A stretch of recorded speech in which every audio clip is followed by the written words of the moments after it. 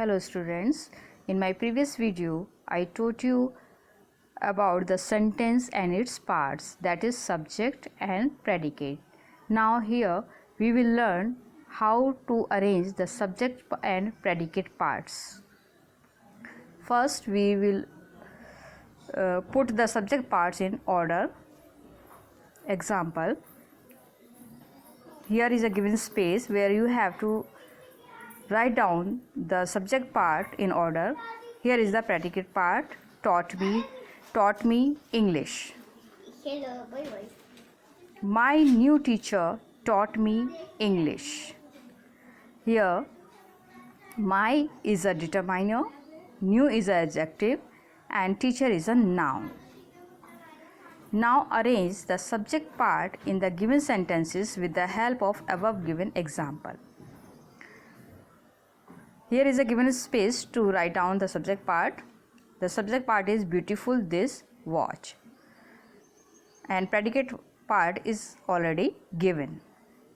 In the second sentence, that man blind is a subject part which you have to write down in a proper place. In the third sentence, Rama, captain, our is a subject part which you have to arrange and write down in the given space. Understand? Now, here we will put the predicate parts in order. For example, a crow is a subject part and the bird's clever is a predicate part. And now, in these sentences, you have to arrange only the predicate part. So, here we arrange a crow is a clever bird.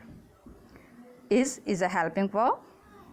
A is a determiner, clever is an adjective and the bird is a complement.